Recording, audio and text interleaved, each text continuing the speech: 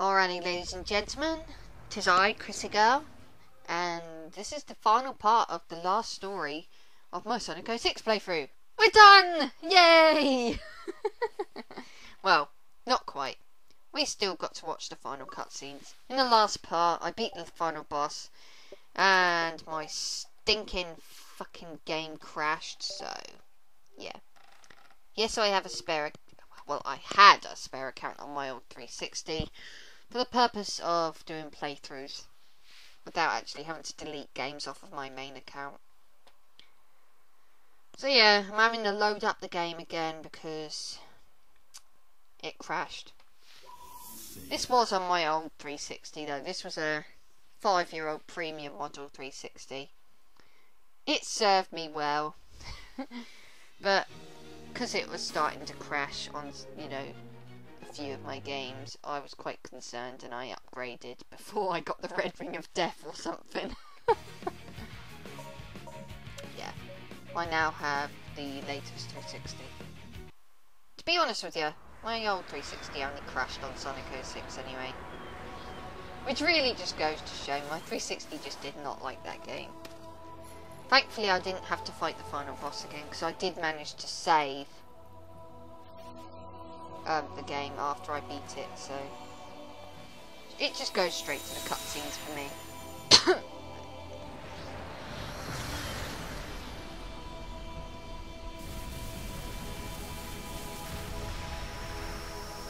Yeah, and that's that. Everything goes white, the Solaris turns into a tiny flame. Is that it? No, it isn't. I don't know what happened to the rest of the characters here. I don't know why just Sonic and Elise wound up here and no one else did. Destroy it? No. Well, what the fuck was the point of that then? If we didn't destroy it.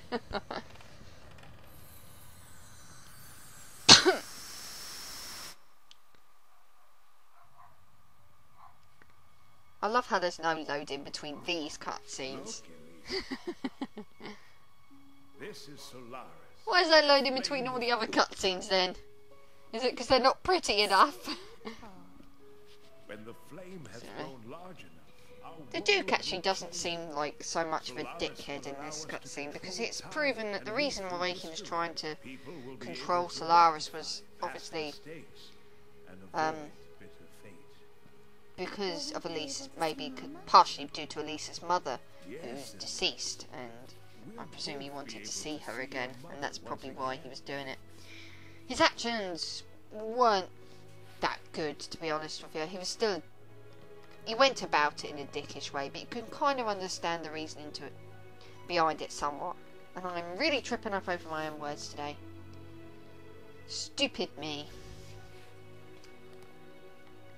So yeah. Seen in the past is now seen in the future. I don't know how Sonic and Elise ended up here either. This is where everything began. Who knew such a tiny flame could bring such devastation? This cutscene's kind of emotional in a way, but not really at the same time. If you didn't give a fuck about the characters, you won't give a fuck about this scene. Solaris will never exist. And then we'll never have to worry about the flame. So basically the idea is, that flame is Solaris. If the flame is extinguished, it will never exist. Which is good. The game already explained that, but tough shit. But obviously there's a bit of a dilemma here, because if Elise blows the flame out, it will also mean she and Sonic would never ever meet, because obviously Eggman would never seek to look for the flames of disaster. So obviously he would never kidnap Elise and Sonic would never rescue her. So they'd never meet. Tell the truth. It's kind of sad really, because Elise, you know, has feelings for Sonic and all that shit. Whether you like it or not, if you have feelings for someone, obviously the thought that you would never ever meet them is quite heartbreaking if you meet someone who has that impact on your life. But obviously, at the same time, it's also a good way of ensuring that Elise only ever appears in this Sonic game and not in any others. So if you don't like Elise, look at it this way. You're never going to see her again after this game because of this. So basically, all the events of the game have been erased. None of it happened. We just wasted our fucking time. All that effort. And it was for nothing. So yeah. Remember the first cutscene? This is kind of like the first cutscene, but obviously without any of the Eggman kidnappy bullshit.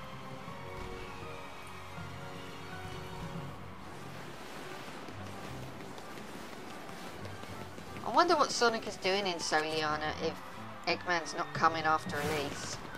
Maybe he's on vacation or something. But I thought he hated water. Well, Game Sonic didn't mind water so much. So yeah. Slight hint of deja vu there, Princess. Miss Elise? It felt like someone was calling me. I'm sure it's just the wind. Of course. But it felt so... It kind of gives the impression that somewhere deep inside their memories there's a distinct, you know, memory, but, you know, not quite a memory if you catch what I mean. An inkling, maybe. This scene kind of gives the impression that Sonic remembers it, but I doubt it. I don't know. That's a theory among some fans that Sonic might remember the events. I personally like to think that he doesn't remember either, and that there's just, like Elise, just a tiny inkling, a sense of deja vu. And that is it, everybody. We have finally finished this game. I told myself years ago I was going to play through this game, and now I have. See, several years ago, on my main account, ChrissieGirl, I started a Sonic 06 playthrough. I got about 6 parts into Sonic's story and I gave up. Because it was that bad. Plus I was just not organised in regards to the whole playthrough thing. But now I am. Well, I was, you know, I got organised and I just went for it and now it's done. I've actually done it. And yeah. It just feels like such a great big weight is off my shoulders. I've actually finished the game. Yeah. Thoughts on Sonic 06? Well, if my constant bitching and moaning throughout the game wasn't enough for you, it's a piece of shit. Okay, it's not the worst game I've ever played in the entire world. I have played far worse games than this, but it's still pretty bad. Still, you know, poor camera, really sloppy controls, an over-the-top storyline for, you know, a series about a anthro hedgehog who runs at super speeds and bops on robots' heads. And, you know, poor voice acting. You know, just so many things that were wrong with this game. Glitches galore, that's another one. Really fucking glitchy in places. You know, occasional poor placement, as I showed off in End of the World, particularly in Shadow's segment at that stage. And yeah, one of the few good things about this game was actually the music. I really adored the music in this game. I thought it was really well done. I know I didn't talk over the credits in the other in the other 3 stories I should say, but I'm talking over it here because we're at the end of the game now and it makes sense to finally sum up what I think of it here. But, you know, the song that plays during this, you know, this credit sequence is My Destiny. I think it's by Donna Delore, something like that. But it should be around on YouTube somewhere. And obviously His World plays afterwards, which we've heard a million times now. And yeah, I've got other games that I'm looking forward to doing playthroughs of. obviously I'm going to try and do commentary over the ones that I've already got up on VG Playthrough. You know, Sonic Adventure, Sonic Adventure 2, Sonic Heroes, Sonic Unleashed for the Wii, Colors, Generations. Also some non-Sonic games like Ristar, or Ristar, depends on how you pronounce that game, but I've always pronounced it Ristar. Too many to name. I've actually been playing quite a few other games lately, just for the hell of it. And I actually managed to beat my first Mega Man game recently, Mega Man Maverick Hunter X for the PSP. I don't actually own a PSP, I have it downloaded onto my PS Vita. And that game was as hard as hell, but I fucking loved it, and it's made me go back and play the Mega Man X original, and I fucking love it. I'm starting to see the appeal of the Mega Man series, everybody. But yeah, quite a few Sonic games lined up. I also purchased Sonic 4 recently. I have no idea what happened to the video there. But yeah, I also purchased Sonic 4 Episode 2 recently. It's not bad. It's better than Episode 1. But you know, there's still a few issues here and there. If I beat it, I may play through it, but if not, then hey ho. Excuse me. Better out than in. Yes, I am talking through the entire credit sequence because I have nothing better to do. And this is the ideal place, as I say, to summarise my thoughts. Do I recommend anybody play this game? No, not really. There are better Sonic games out there to play. Some people say that all the 3D Sonic games are absolutely terrible, that you should never play them, and that you should stick with the 2D classics. I disagree. There are a few good 3D Sonic games out there. I enjoyed Sonic Unleashed for one thing. Both versions of the game, actually, I enjoyed. The adventure titles are pretty good, particularly the second one. I'm not as keen on the first one as everybody else is, but I do enjoy the first one at the same time, so yeah. Heroes I also pretty, enjoyed despite the glitches.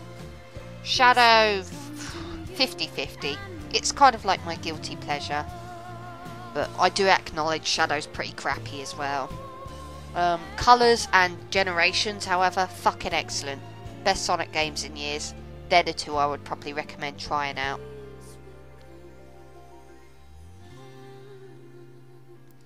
And yeah. Will I be playing through any retro Sonic games? Well, I've finished Sonic 3 and Knuckles, so I'll probably do some commentary on that. As for Sonic 2, I don't know at this point. I haven't even gotten around to, trying to do Sonic 2. It's the special stages that get me. Really. And the final boss. Yeah, I still haven't beat Sonic 2, and I'm like, what, 22? And I've played it so many times. See, now you know I'm a crappy gamer. I will beat Sonic 2.